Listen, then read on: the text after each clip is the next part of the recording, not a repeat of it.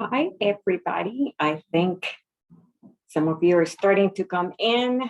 I am going to give you a few minutes to come in.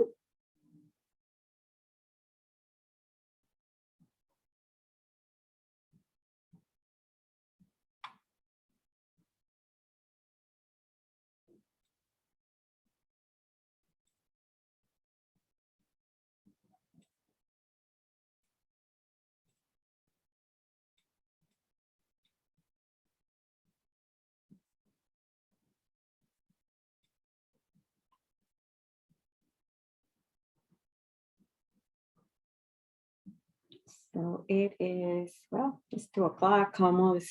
We're going into 2. And I have to say, so Danny just said on the chat, welcome everyone.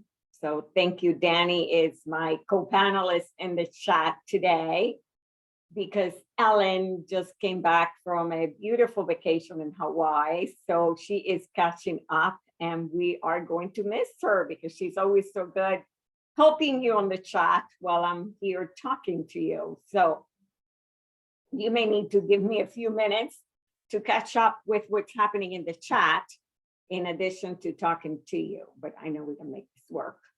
And we are doing this because we did a 30-minute webinar about 2 weeks ago, and we sent a survey and all of you requested to have this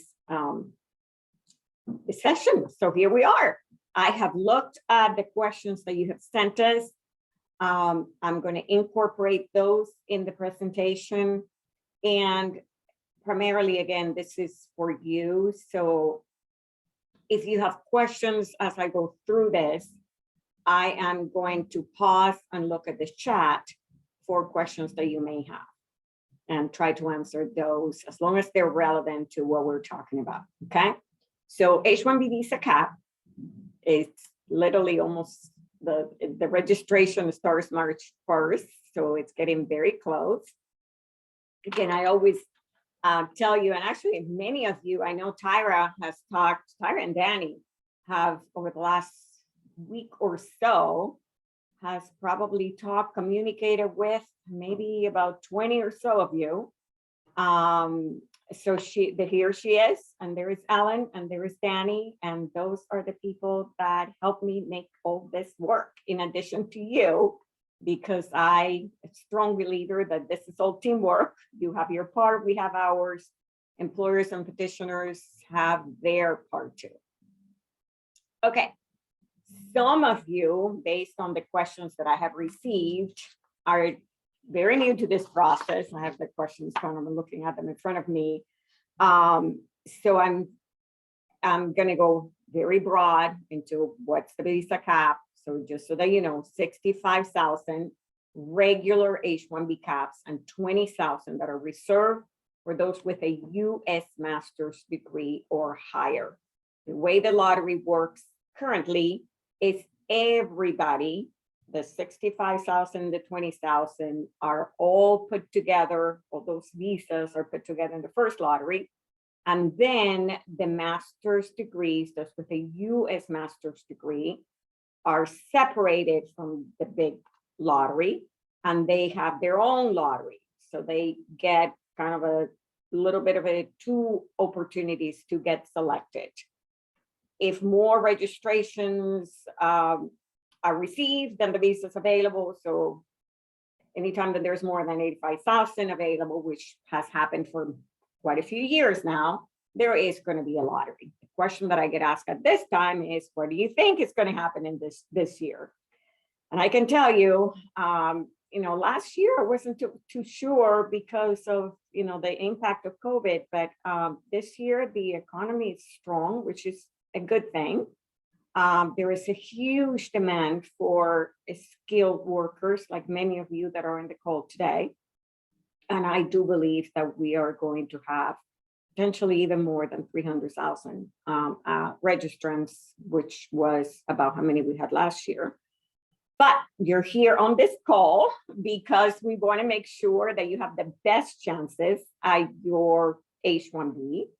And if you were on the call last time, I said at the end of the day, USCIS offer, I think, like 130,000 H-1B visas, so more than the 85,000, because some of those that get selected don't get filed or get filed incorrectly or get denied.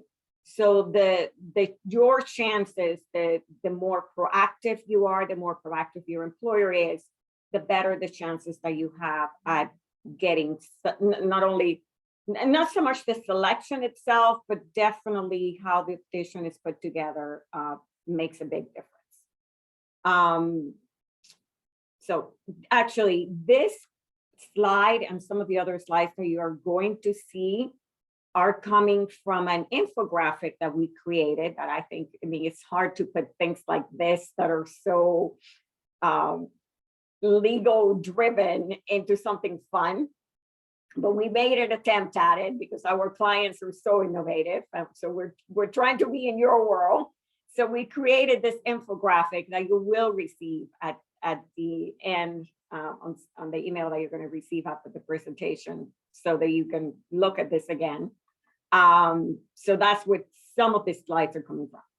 Okay, since the last presentation that I did about this, one big thing happened. Now we know when the registration is going to start and when it's going to end. And actually, this is the shortest registration period that we've had. This is the third registration period. So we've had two so far the last 2 years, and this is the third edition. So it begins March 1st, ends March 18th. So it doesn't matter if you get registered March 1st or March 15th or 18th, that is the period. And as long as you're registered during that period, your chances are not going to be any different whether you're first or last. It has to be during that period. And if you were in the presentation last time, you may have heard me say that I avoid registrations during the first few days, because there is always glitches into the system. There is always things that need to be fixed. And it's not to your benefit to be the first in the registration. Tyra, actually, which is the one that has registered most of our foreign nationals in the past years, she sometimes, I think one year she did over the weekend on a Saturday when the activity in the platform was not as intense as it would be on a 9 o'clock on a Tuesday morning or whatever. So we have a plan for this to happen. And what we typically do is we will send an email to the group. We have a registration list group that basically is going to let you know that all of our cases have been filed for registration, so that you know. Don't email us, please, because it's just going to take time from the time that we can put into this. But no, again, registration March 1st through March 18th, which again is the shortest time, which tells me that I think USCIS is going to try to conduct that lottery very quickly after March 18th. That is what they have done in the past. So I wouldn't be surprised that March 25th, the lottery has been done. However, who gets selected under that lottery, you're not going to know right away. Their systems are very slow. And what happens, it just trickles over a week and at various times over the weekend. So just don't think when you hear the announcement that USCIS has completed their selection and they select the first 85,000 or whatever. Don't think that we or your employer is going to know whether you were selected or not, because it takes a little while. I think I covered. Something else that I get asked a lot at this time is, would there be a second lottery? And I do believe that there will be a second lottery this year. So if you do not get selected on the first go round, chances are that you will get selected on the second. And for the first time this last fiscal year, we had a third lottery. And that is potentially something else that could happen during this selection year. And that also will affect your ability to travel. And I know from Tyra, when I was talking to her about what are the questions that you are getting the most from the people that, you know, the foreign nationals that you were talking to, what kind of questions do they have? The main two questions that you had for her were cap gap. So how does that work? And travel. So I will make sure that I address those during this presentation. Okay. This one has kind of a timeline for the employers. Thanks.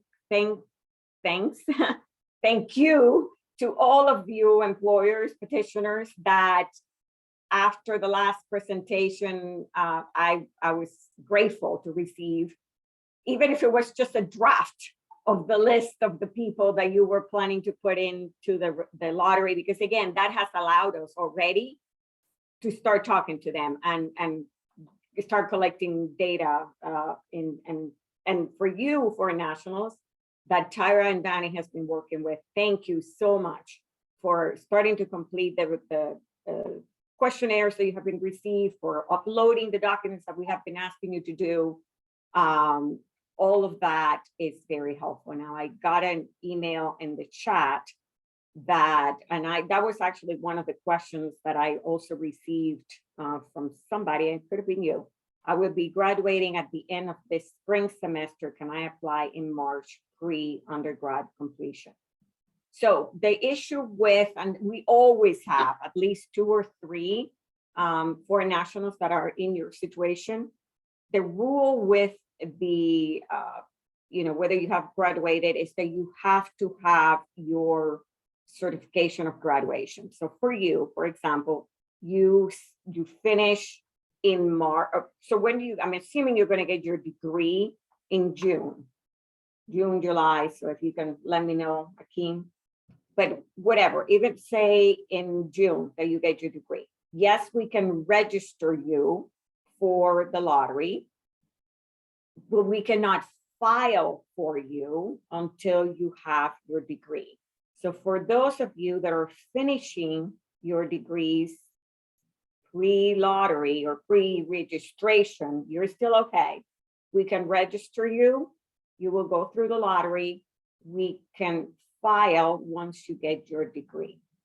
The only thing in there that we just have to be careful with is if you're getting a U.S. master's degree, which maybe you were getting, but you don't have the U.S. master's degree when we register you, we have to be careful as to whether we register you under the bachelor's or the U.S. master's degree, because if you get selected under the U.S. master's, it's a little bit tricky, but certainly possible. And that's how we have handled it in the past. So we'll make sure to flag any one of you that do not have the degree when we register you, so that we keep that in mind as we move forward. But yes, we can register you, okay?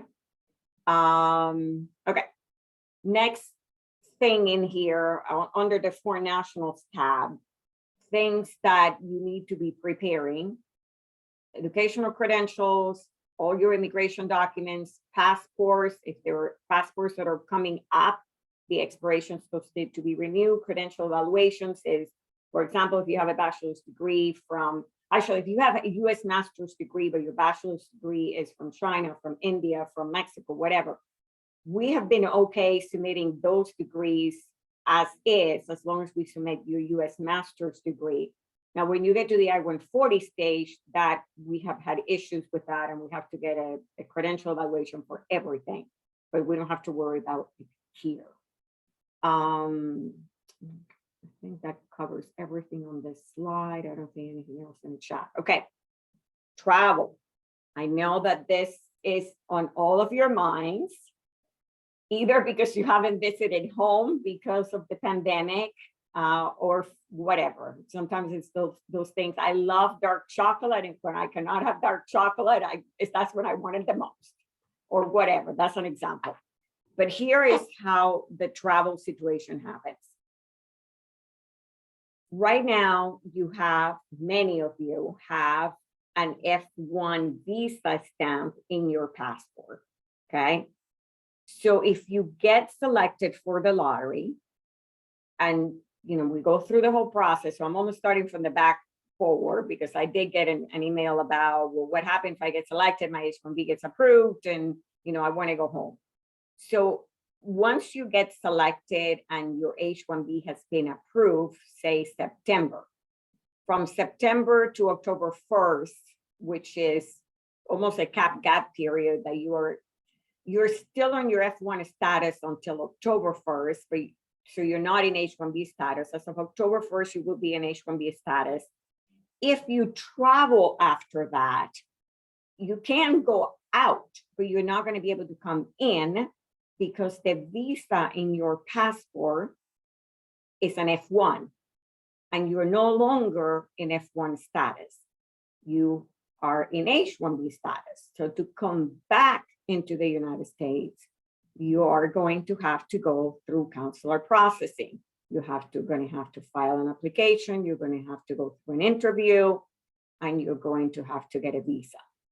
Now, some of you may have heard that interviews are being waived, and that is correct. However, we have had recent cases, and just from prior experience, that if the waiver, typically of the waiver of the in-person interview, may not be available to you because this is the first time that you're applying for an H-1B visa.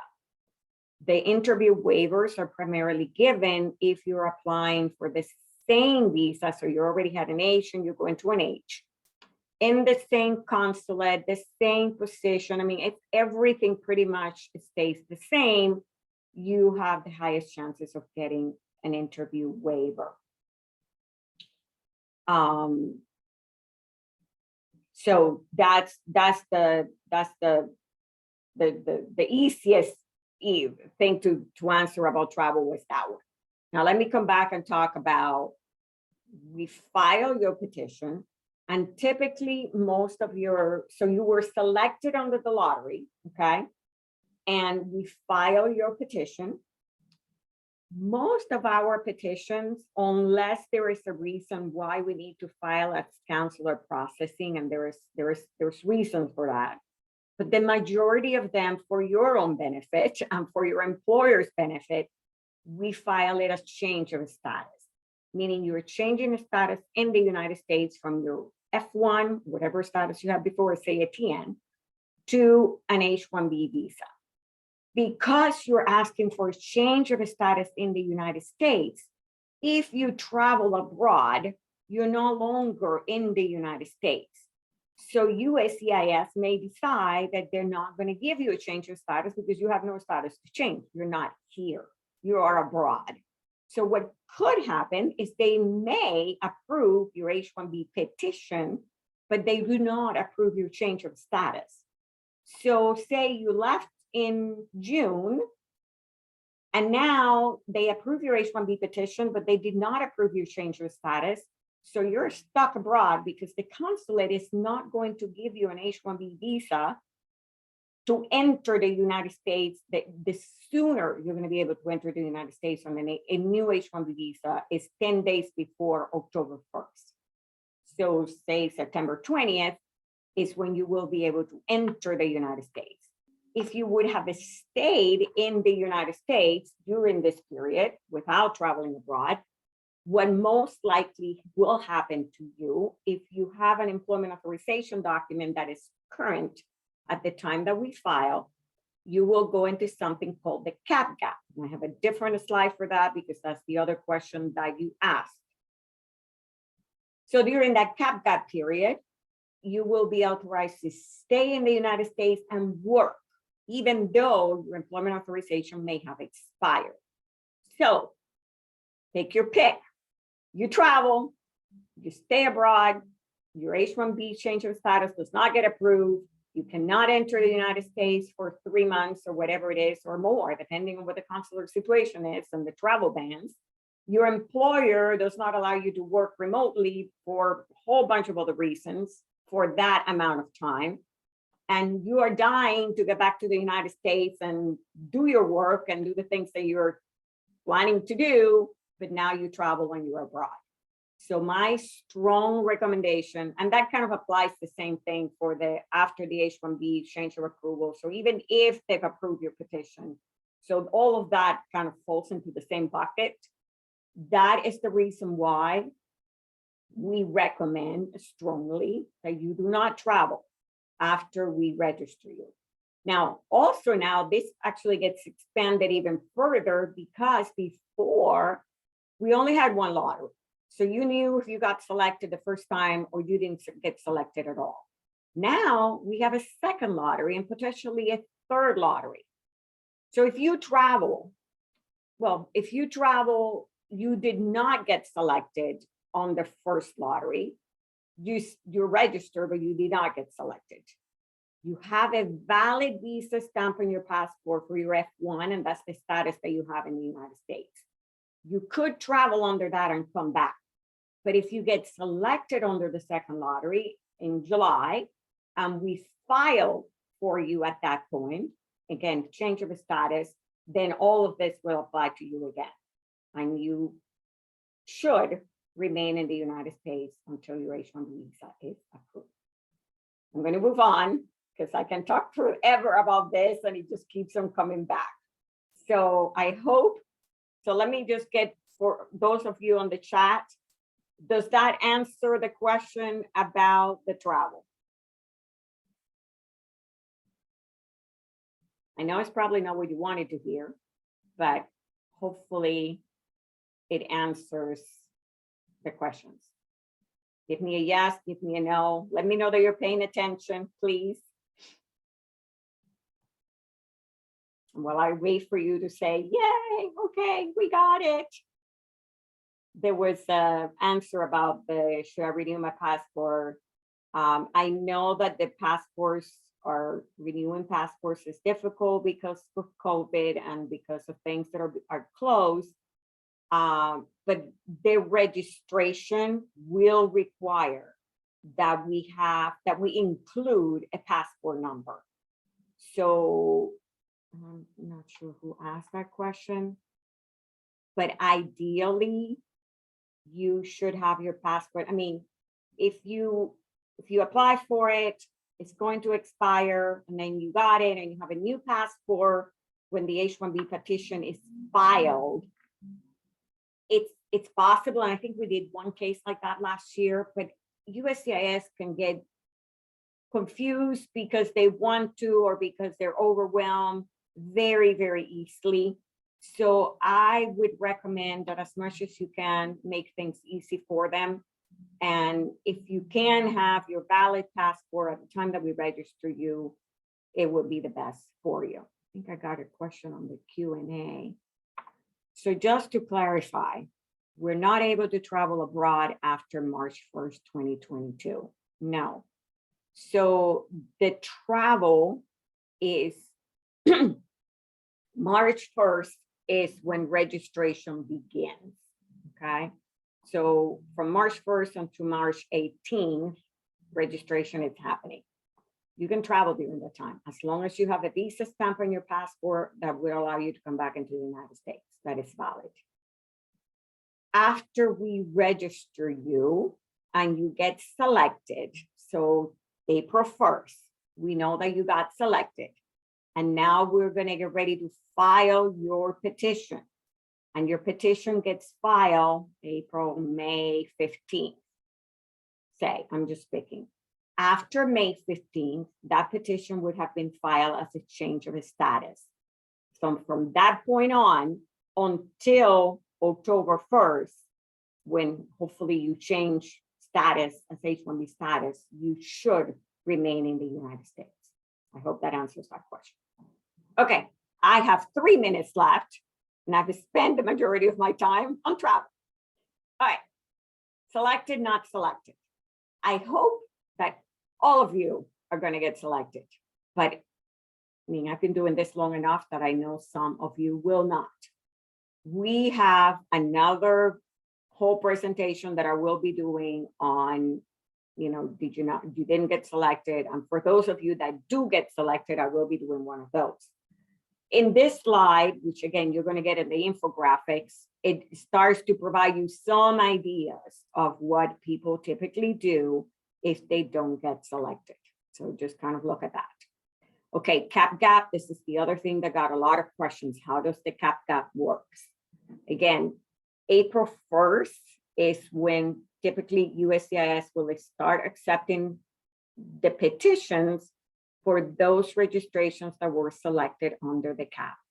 So at that point, USCIS between April and June, which is the end of the filing period for those selected on the first round of lotteries, USCIS is likely to receive 95,000 petitions.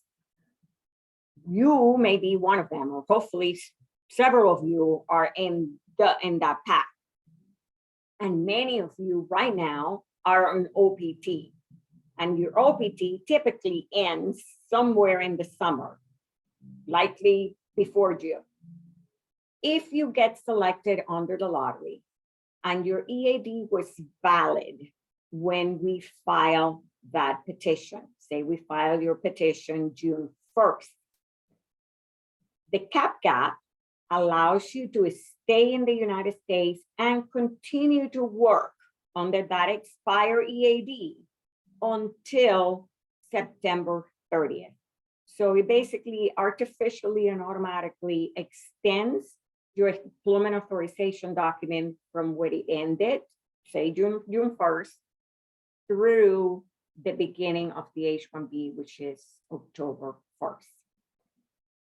If you did not get selected under the first cap gap, during the first lottery, but you have a STEM extension possibility, I am a big fan of using a STEM if you have the opportunity to actually to apply for STEM, if you have the opportunity to apply for STEM, no matter what.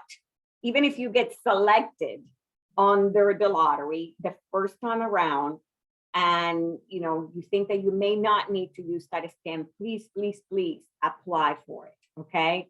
Yeah, it's going to require a fee. Yes, it's going to require filling out a form. Yes, it's going to require you working with your employer to create a training plan. It's all worth it. If at the end of the day, for some reason, the H-1Bs don't get processed as fast as they should or whatever, you don't know how many times that a STEM EAD has come to save a foreign national's ability to work and the employer ability to have them work for them. Okay, so that is a very important message. Okay, let me see. Okay, I just talked about the STEM. I didn't realize the slide was right after.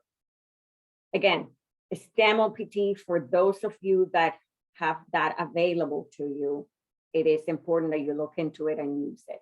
It provides you with an automatic 180-day extension to actually the current EAD that you have. So that is already a benefit right then and there. The moment you file it and you file it timely, you get an automatic 180-day extension. Now, not every one of you can use this STEM option. Your employer, your petitioner, needs to be an E-verified employer. I think for most of you, our clients, most of them are E-verify registered, so that would take care of that. But if your petitioner is not, that is something definitely to look into, because you would not be able to obtain the STEM OPT. As I said before, it requires completing a training plan, well worth it. Timing is very, very important, especially right now with the pandemic and delays in mailing. It really breaks my heart when I get an STEM OPT EAD extension denied. Not for me, we don't file this for you guys. This is all on the foreign nationals' power to do. But I learned through your employers, through you, that the STEM extension EAD was, or the STEM EAD was denied because it got to USCIS a day later. That should never, never, never happen. So again, if you have the STEM option, start looking at it right now, figure out the timelines, put it in the mail a month before so that you don't get caught with not having this beautiful opportunity because of timing. Now, something else that has happened since we last chatted on this webinar is this wonderful, you can probably tell that I'm a fan of STEM. It's one of the best, and there's not much good happening in immigration, but this STEM designation and opportunities are really a good thing for a lot of the clients that we represent. So just a few weeks ago, maybe a week ago, USCIS released a news that they just approved 22 new STEM designation CIP codes. This is huge for me, for my clients, for you, because quite often for many of you, you look at that STEM list and it's like nothing in there is something that appeals to me or that fits with what I do. But this new 22 new STEM designations are in a variety of things. So I highly encourage you to go to your school advisor, talk to them.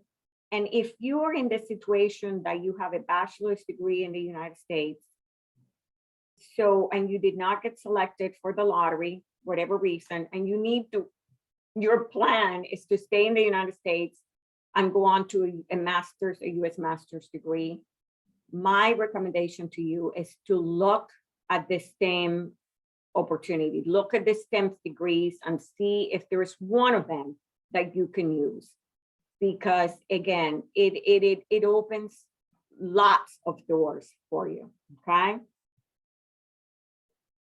Whew, I think I almost made it. It's 2:31. All right. There was a lot of stress in this process. You know, I have been through it. We do this day in and day out. We feel your pain. We feel your anxiety. Just imagine any one of you that we're working with 100 people every day that are very stressed, that are very anxious, that, you know, this is our world, okay? So, you know, be kind to you, be kind to us. We're here to help you. We're here to take the stress away from you as much as we can.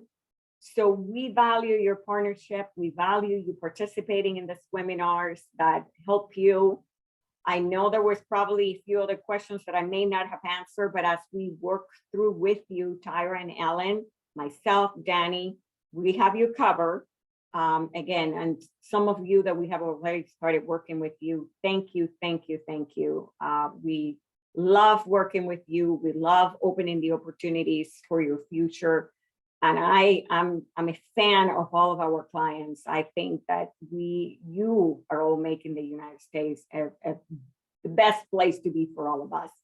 And we're just here to facilitate that goal. So thank you so much. Let me know in the chat, was this helpful? Hopefully, I mean, you haven't been talking to me too much on the chat. Yes, no, at least say goodbye. I'm going to be closing out the chat pretty soon. Okay, thank you. Okay, wonderful. Thank you so much for being here. You will get an email from Danny that has the first email that you're going to get basically is saying thank you, and we'll have a link to the infographic. And then later on, once we get this recording cleaned up or whatever they have to do with it, we'll be sending that out to you. Thank you so much. We look forward to working with you and having you all selected on the lottery if we can sprinkle some more extra luck for you. All right. Take care, everybody. Bye-bye.